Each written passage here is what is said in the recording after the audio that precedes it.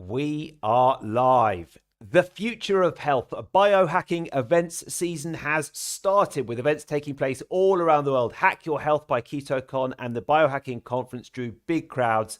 And the Health Optimisation Summit is up next 15th and 16th of June 2024 in London. It's a big time for biohackers, and we are covering it today on Biohacking News. Welcome to Biohacking News. I'm Tony Wright, and before we go any further, please do like and subscribe. And remember, biohacking is all about using natural ways of tapping into our health and energy and better sleep and so on. And when natural doesn't work so well, then we use some radical alternatives, sometimes some radical tech as well. And I've got a man today who has been taking full part in biohacking events season, a breathworker, biohacker, host of Laughing Through the Pain podcast, and a man who's been on this podcast loads of times before. Rich Blake, how you doing? Hello, I'm good, thank you. How are you doing, Tony? Good, really good, thanks, and very excited to hear. How was it then? So the biohacking events season has started. Events taking place all around the world. Hack Your Health by KetoCon was last weekend as we record this. And so was the Biohacking Conference. You didn't quite make it to both, did you? But you went to the Biohacking Conference. Yeah, I went to the Biohacking Conference in Dallas. That's Dave Asprey's one. Yeah, it was huge. Many people there. A huge conference center. Loads of events, loads of talks. Too much in some regards. You know, you get Yeah. FOMO from not being able to make it to all the breakout rooms and the live stages and try everything. But yeah, we had great fun. Good. Well, I mean, one of the reasons that, because obviously you've been on this podcast quite a few times, but I rebranded it over the last couple of months to focus a little bit more about biohacking. And that is because I sort of wanted to focus a little bit more on the inside news in this world, because I've been a part of it for so long. And I absolutely love going to these conferences and events. And for anyone who hasn't been, they really are like festivals, aren't they? They're great fun. I also suffer from that FOMO thing. So tell me some of your highlights, and maybe we could start with Brian Johnson, because he's somebody who comes up again and again on this podcast. He sort of captured the imagination of people beyond biohacking, hasn't he? So he was speaking at the conference that you went to as part of this biohacking event season. What was he like, and what impression did he have on people? Yeah, so weirdly, he wasn't actually at the conference. He was virtual. So he was Okay. just up on a big screen. And I just decided if he's not even going to bother to show up, No. I'm not going to show up either. But yeah, he certainly is a big name. Obviously, Rich, he, I need to stop you there for one moment. yeah. I'm pretty sure he was one of the headliners. He was one of the headliners, yeah. So when you're walking into the entrance, they had like plaques of Okay. the big headliners and their faces, and you're like, oh yeah, there's Brian Johnson, and Yeah. then you just realize, oh okay, actually he's just zooming in Oh dear. virtually, which I felt a little bit shortchanged by, shall we Yeah. What say? was the vibe amongst other people? Did anyone expect that, or did people think he was going to be there in person? I think everyone thought he was going to be there in person, and then when we got there, people were like, he's not even going to be here. He's just zooming in. Oh dear. But I think other people did still go Yeah. and listen to him. And one of the people I heard said he speaks so differently to you and me. When he's asked a question, he pauses, and you can see like the cogs going off in his head. He doesn't just go Mm, get nervous and go, oh yeah, I think it's this. He's just like, he takes his time. He's very like confident in himself. He's mm. confident enough to take a pause, and then his answers are really precise, and everything he says has like gravitas and Yeah. research behind it. Mm. Yeah, I must say, I mean, I was sort of super skeptical at first, because I saw the headlines, the sort of don't die headlines of what he talks about. But actually, I quite like following him on Twitter. He's very funny. He's willing to take the mickey out of himself.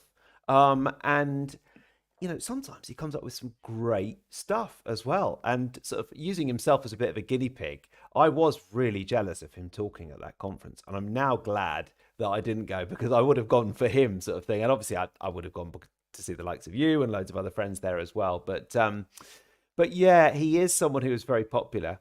Um, but the general vibe, I guess, I mean, if he's not there in person, it is quite hard to connect with the message. Yeah, I guess so. And I haven't really connected with him because he's sort of come into the biohacking scene quite quite recently, hasn't he? You know, he was Yeah. a tech entrepreneur, made a load of money, and then he's just got into the health. So for me, he's a little bit of a pretender so far. I imagine I will warm to him as he starts to prove Mm. himself. But I also look at him and I'm like, do I really want to look like that? He looks a little bit like a vampire. It looks like, he could do with some sun. I'm not Yeah. sure I really want to model his lifestyle if that's the way he's going to look. But I didn't realize he makes fun of himself and things like that, because he looks very, very serious. He looks like he takes himself very Oh, seriously, yeah. like most of the biohackers do.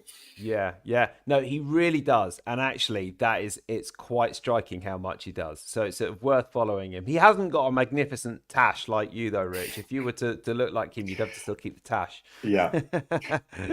But anyway, I thought I'd call this podcast The Future of Health.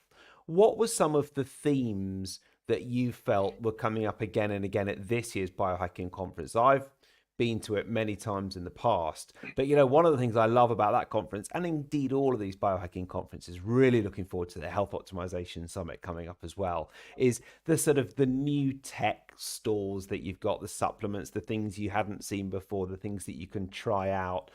What were the themes that came up again and again and that impressed you?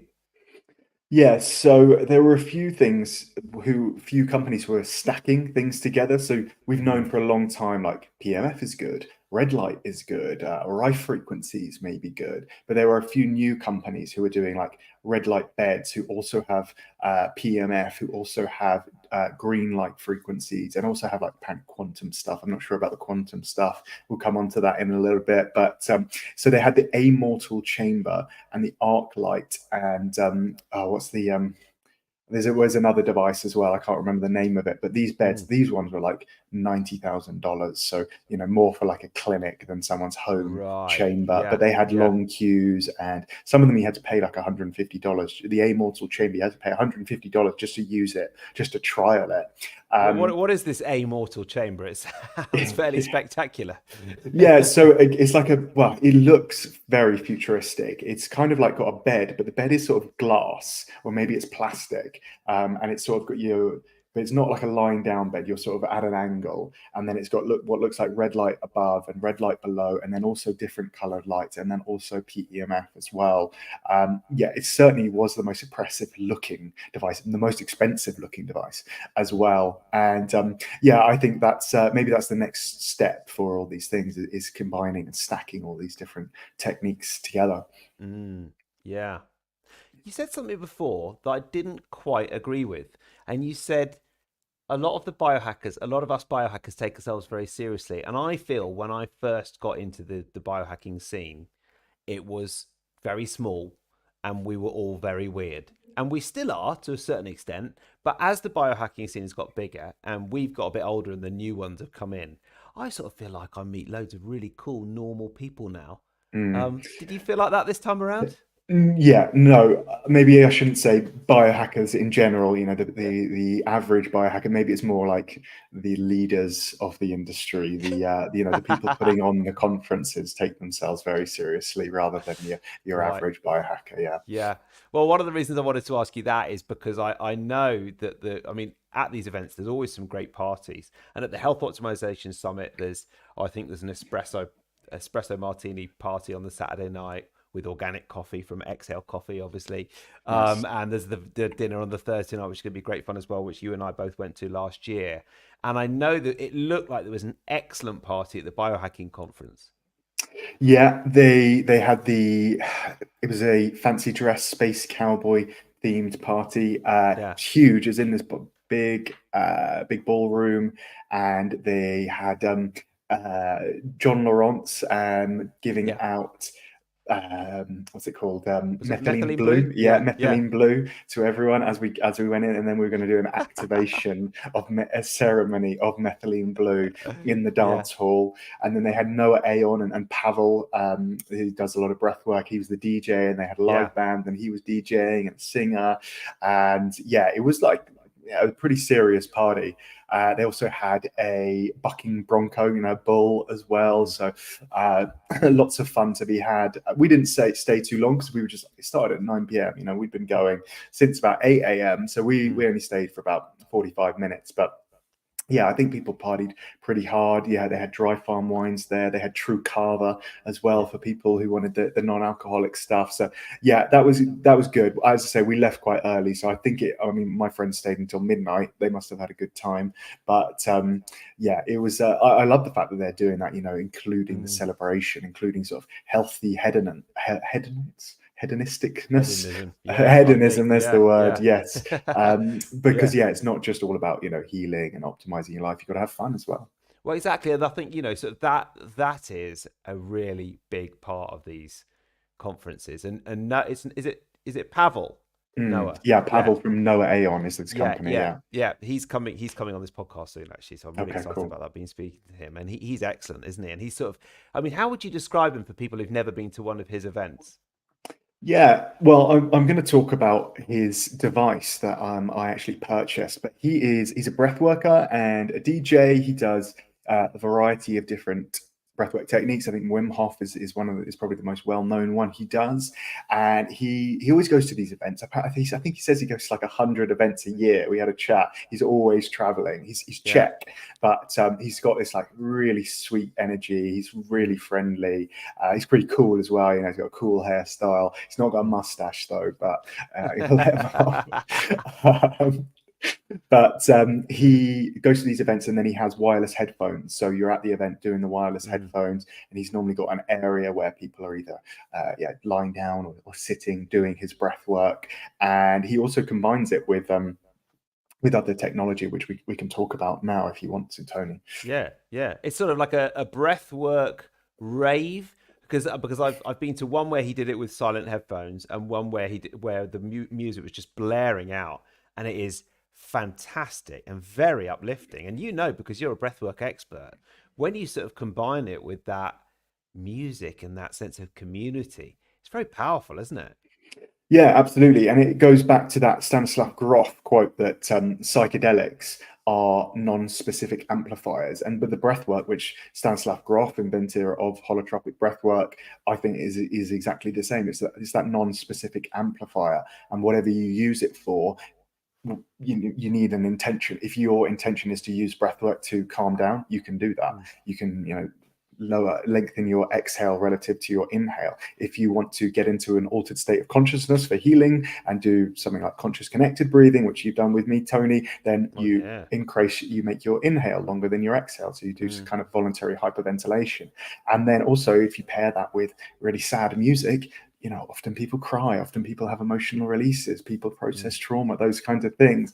Or if you pair it with really upbeat music and awe-inspiring music, you get that awe, you get that, oh my God, you get the euphoria type thing. And Pavel is, I say he's a master of that kind of euphoric sensation through breathwork and music. yeah, great. Were there any other breathwork sort of gadgets or prototypes or pieces of tech on sale there to trial there? I know that's sort of an area in particular, and I remember at some of the conferences that I've been at recently, people are bringing out all sorts of different devices to help you with this sort of thing. Yeah, so in our VIP bags, we got the relaxator. I don't have it The here. relaxator. Yeah, you like the name, Oh, yeah. that's an excellent name. The relaxator. Why didn't I think of that? What Yeah. is the relaxator? So it's a breathwork device. So it looks like a dummy, a child's dummy, and Mm, it's got a sort of a valve on it that you can adjust the pressure of, and you put it in your mouth and you breathe in through your nose and then out through your mouth, and it creates resistance against mm, your breath, and you can increase it or decrease it. And what it's doing is just making you slow your breath down. mm. I often use it in front of the computer because of tech apnea. Tech apnea is when you stop breathing when you're reading your emails, when you're Yeah, stressed, which a lot of yeah. people do. This will help you regulate your breathing and develop more functional breathing, healthy breathing styles as well. I often do it when I'm walking my dog as well. It just creates that resistance, so you can't breathe out as much. So you get a sort of a backlog of carbon dioxide, which increases helps you to increase carbon dioxide tolerance, which is something that's really useful for sort of sports performance and resilience and things like that. And it's pretty cheap. I mean, I think it's only probably like 20-30 quid, but it's a super easy device that you can just like integrate into your life very easily. So this relaxator goes into your mouth. Yeah. And then you are walking down the street in California with a device in. Yeah, more like on the trails where no one goes. Yeah, yeah. I mean, I know we all look a bit weird at the best of times, but that sounds excellent. Yeah. Um, yeah, yeah. Okay, so you like the relaxator then? Yeah, I think it's good. As I say, like, after being in biohacking for a few years, you kind of accumulate probably too many Mm, devices and tech, and then they sit in the corner and they just make you feel guilty. So for me now, finding something that fits into my life and fits into my schedule is sort of like a key. It has to tick that box, and the relaxator, I could just have it, right next to my computer, and I just pick it up and use it whenever. It's not something I have to go and be like, right, I'm going to set aside 20 minutes to sit down and use the mm. relaxator. It's something I Yeah. can do whilst doing other things. Yeah, that's a really interesting point actually, because one of the things I'm always at pains to say, and I know you are as well, is that I love all the toys, but ultimately most of the best biohacks are free and natural and available to everybody, and we want them to be as well. And so you say you got one of these in your goodie bag when you left the conference. Is based on your experience as a breath worker, is this something that could be done if you don't have a relaxator and you don't want to shell out the money? You can just do it on your own. Yeah, absolutely. Yeah, you just breathe slow. Yeah. Yeah, there are other things to do to make you, yeah, breathe slow. You just have to consciously breathe slower, but it becomes very difficult to do that, especially like on the walk. You know, fighting against that. Okay, I'm getting a little bit lightheaded. I really want to breathe here. That takes a lot of willpower, whereas this takes that challenge out. And as you know, tech apnea, that's something it's unconscious. It's very difficult for people to be during their stressful work day going, oh my gosh, am I breathing or am I writing this email? So it's sort of, yeah, it helps people who are unconscious in their, unconscious about whether or not they're breathing well. So yeah, for sure, well, you could do this without the device, but I think this one's Yeah. pretty reasonably Yeah. priced. Good. Yeah. So we're recording this live, aren't we? And it's going out on LinkedIn and X and YouTube. But for the podcast, we're doing this bit, and then we're going to be doing a review episode a little bit later on, where you're going to be talking about another wearable that I'm really looking forward to hearing about. And for people listening to this on the podcast, that'll be coming out on Thursday. But was there anything else that you tried at the conference that you hadn't necessarily seen before, that was new or interesting or unusual or grabbed you a little bit? Was there, because I'm always interested in new trends, stuff that I haven't necessarily heard about, or I have, but that's been reimagined? Yeah, I'm blanking on the name right now, but yeah, I know you've told me a lot about specialized pro-resolving mediators. Oh yeah, Um, were they there? Were they? they I were, literally love those. yeah, they were not there. Okay. I wonder if I can call Natalia, because they gave us a dog toy of a Yeah. bottle of this thing, and Oh yeah. the name is just outside the door. Do you want me to go get it? Yeah, I Can tell you we what, Phil? I will remove you Phil, from the room for a second. yeah. You go and ask her. So there we go. Listen, for anyone who hasn't been listening to my podcast for the last few weeks, I'm absolutely mad about specialized pro-resolving mediators. These things are so great, and they're basically a fractionated version of omega-3s. So if you think about the difference between coconut oil and MCT oil, this is the difference. This is what omega-3s turn into in the body. It's made a huge difference to my life, which is why I've been talking about it. Because I talk about histamine intolerance a lot, I find that omega-3s I struggle to deal with. I struggle to process. Okay, they normally come from fish, anchovies, or cod liver oil or something like that, or algae. And none of those I sort of process particularly well. But these specialized pro-resolving mediators, you open the bottle and it smells like sweets. I don't know what they've done to it, and then it's really helped my gut. My gut has gone from sort of 50% to 95%, and I would say a lot of that is specialized pro-resolving mediators. And one of the things that's been really interesting, and one of the things that I've spoken about on this podcast a lot, is the fact that I mention it to other biohackers, and nobody seems to have heard about them. So it's still quite niche. Now, the disclaimer is that they are expensive. They're not particularly cheap. Each bottle of SPMs costs me, oh goodness knows, 80 quid or something like that, $90. But they have made a huge difference to my health and to my gut. And Rich is back. So what was the SPM that you were taking at the conference? I Still had out to there? fight my dog for it. It is a dog toy. It's called Fatty 15. And Okay. this is, they gave away dog toys for people to remember them. Good marketing from them, because obviously I'm speaking about this right now. Yeah. So it's a new type of omega-3, effectively, that doesn't have any of the negative side effects. Apparently omega-3s, they get rancid, they get oxidized, they come with other issues. And these people, they they were very impressive, and like they'd done a TED talk. I saw they were featured in the New York Times as being like they're going to like redo the whole like pancreatic illness market. And yeah, so it's basically a fatty acid, essential to replenishing and strengthening cells, and you just take one per day. And yeah, the hype behind them just really really impressed me. And yeah, I asked them, "What are you like specialized pro-resolving mediators?" And they were like, "Yeah, but we're better." They didn't have time to explain, but I was like, "Okay." They seem to have a lot of good science behind it. They have like a huge science team. I think they've got loads of money, loads of investors, because I think these investors think this is going to be a bit of a game changer for this particular area. So it is SPMs, but it's slightly different. Is that right, or it's not? I don't think it is SPMs. It's No, it's better. similar. It's Better. better. It's better. I wish Okay. I had more science behind it, but Yeah. they just their marketing. The guy I met was super nice and super friendly, and his story was like he was working at the Biohacking Conference for last year, and he was working on another stand, and he met Fatty 15. And he was just like, "Oh my god, this is incredible!" So he quit his job at the other biohacking company and moved to Fatty 15, because he was just like, "I have to be involved with them." Yeah. Fatty 15 reverses cellular aging to deliver whole body and mind health. C15:0 is the first essential fatty acid to be discovered since the omegas, over 90 years. Wow. Okay. Well, that is obviously different from SPMs, but really, really interesting. And if people do want to check out SPMs, the one I've been taking is SPM Supreme, I think. But I love it. And honestly, I do think it's made a big difference. And there's not many things I can say that about. While we're on Tony, that, yeah, go yeah, on. Tony, do you remember when you were on my podcast and we talked Yeah. about SPMs, and we got a comment from someone saying it's going to suppress your immune system? Did you get to the bottom of that? No, not No. really. I think I just read the comment and moved on.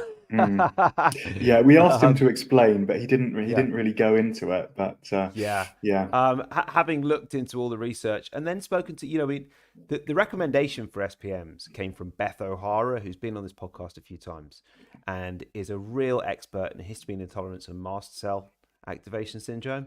And one of the top 2 or 3 practitioners in the world in this area. And she said originally, look, a lot of people can't tolerate omega-3s when they've got histamine intolerance, but they can tolerate SPMs. And I thought, oh, I've been trying to tolerate omega-3s for years and years and haven't been able to. So looked into it, and sure enough, I can. I feel like my immune system's got better, but I'm quite willing to hold my hands up and say I'm no expert. So I'm always willing to look at the latest research and sort of learn from the other experts. But yeah, I'd love to know if anyone else is trying SPMs, and I do think they're very exciting. Okay. Yeah.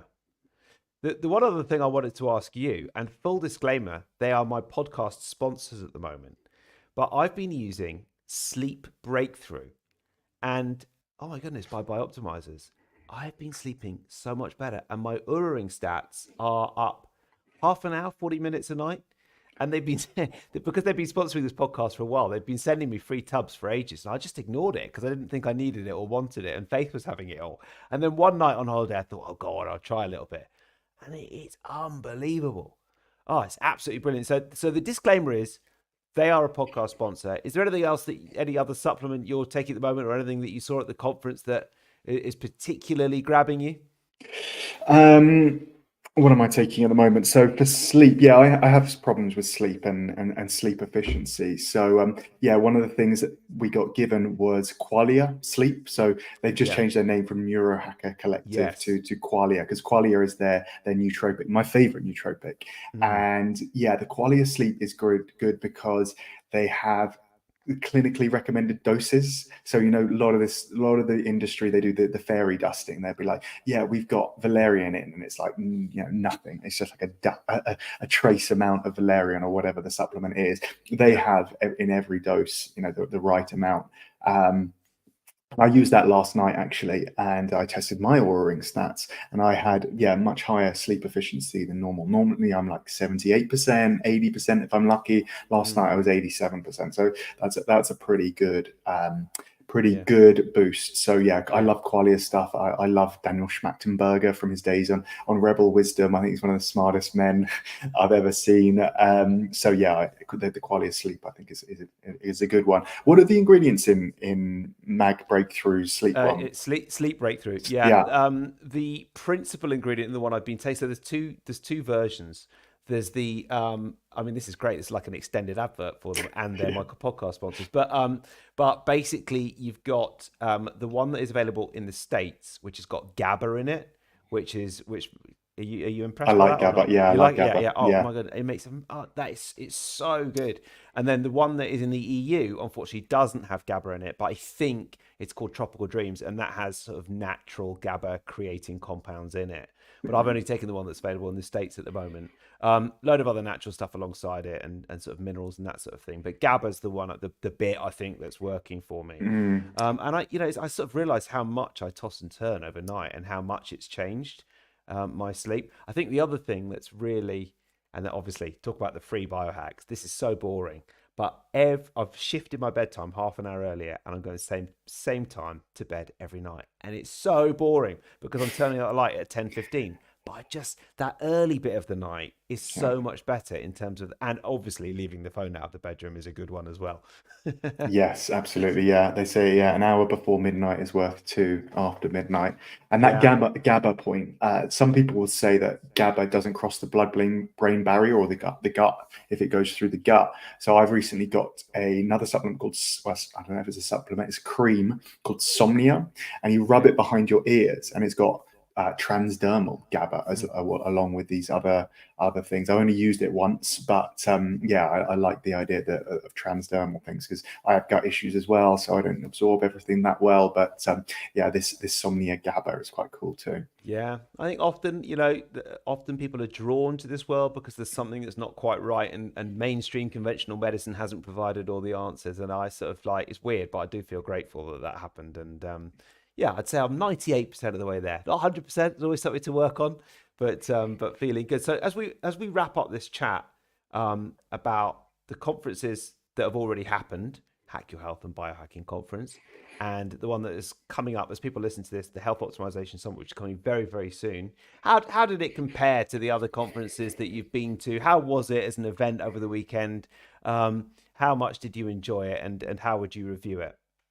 Yeah, I had a great time. I love the biohacking community. I think it's the best, or I fit in the best there. You know, like-minded people. It's not often you go around and people are carrying their own salt with them in their pockets so that they can eat, have their own proper plastic-free salt at lunch. So usually I walk through life and I'm like, I have to apologize. Like, oh, sorry, I'm really weird with this stuff. I don't want to do these unhealthy things. Whereas there, it's like everyone's really interested what everyone's doing and really welcoming.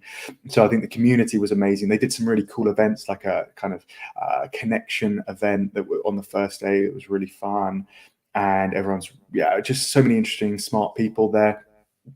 It was huge, as I said, as well. It was really well organized, and everything flowed really well. There wasn't like loads of queues and things. The lunches, they gave us lunch every day, and it was good. I mean, it's, serving a few thousand people is tough. It was a bit cold, but I was just very happy. Like, okay, this is keto. It's clean. It's good quality. So that was really nice. There were some downsides as well, compared to, this is America, so there was a lot of like grandiosity, backslapping, we're the best, we know what we're doing. So for example, Dave Asprey walked on in his opening conference to a video of Peter Attia saying, I don't believe in this biohacking thing. I don't believe we Really? can walk to 180. And then it was like, pictures of the Wright brothers inventing the planes and people saying you'll never be able to fly. And it was like, yeah, I don't know if you're necessarily in the same category as the Wright brothers Yeah. inventing flight and Edison inventing electricity, but yeah, fine. Yeah, there's not much humility in the American biohacking scene, I would say, compared to the UK one. It sounds like he was having a bit of fun there as well, though, right? Uh, yeah, Okay, okay. I don't know. All right. Well, fair enough. Listen, I tell you what, that's, I mean, that's, yeah, that sounds, I mean, that sounds quite big time anyway, whether there was a bit of grandiosity there. And just to sort of round it off, huge kudos to those who went to both Hack Your Health by KetoCon and the Biohacking Conference, which were on the same weekend. I do know quite a few people who went to both.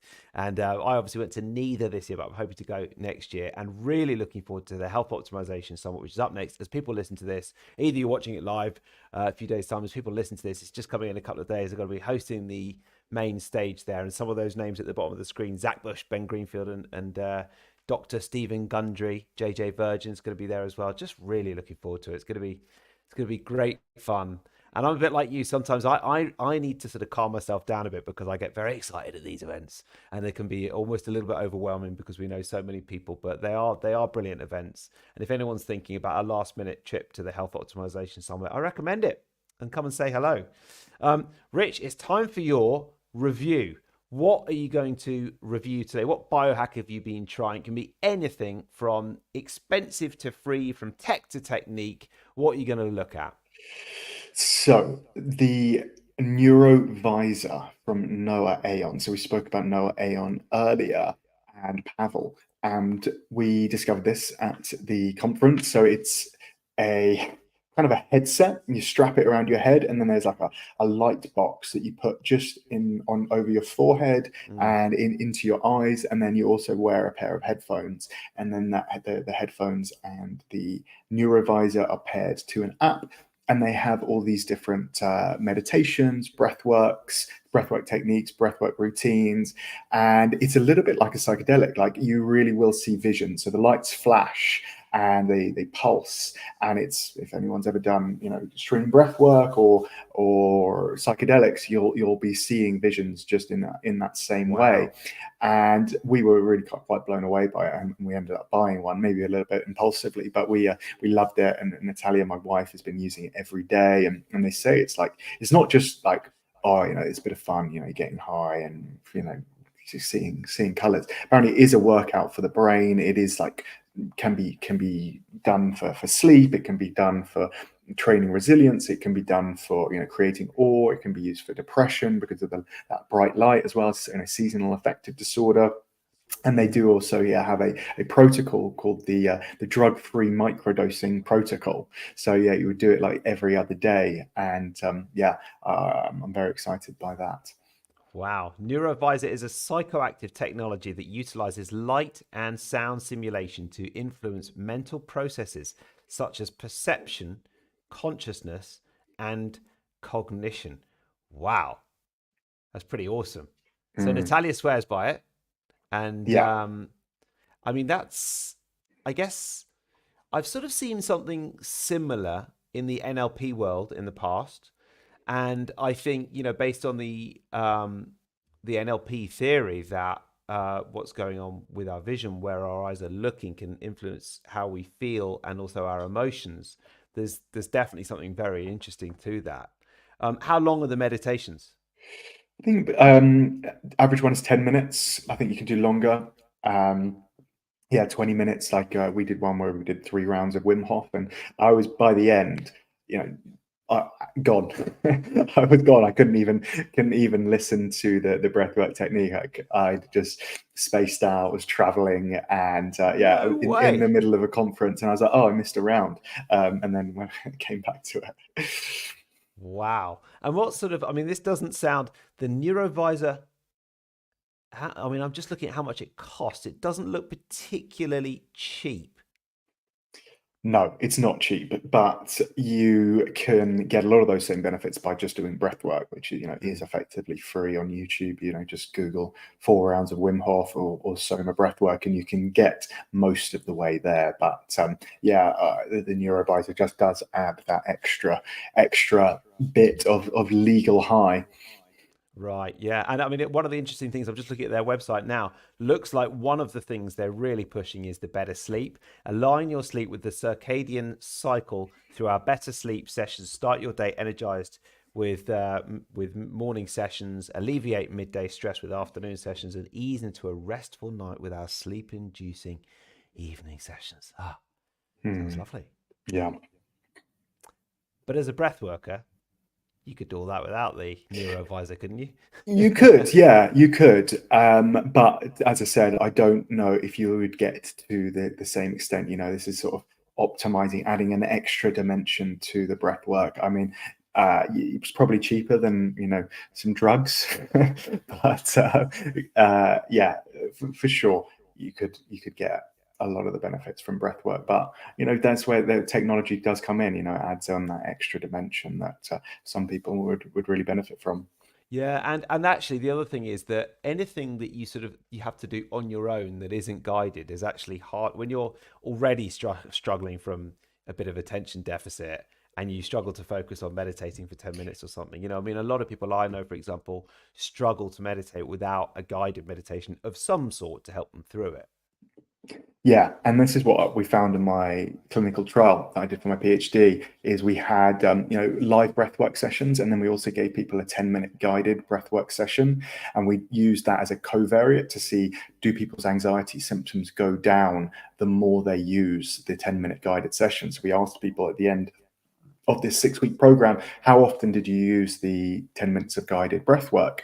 And there was no difference between the people who said they did it every day and the people who said they did it none of the time. So what it suggests is maybe 10 minutes isn't enough for conscious connected breathing, that's particular technique, or it suggests that a live facilitator is so important to really maximize the benefits. Yeah. Oh, great to talk to you.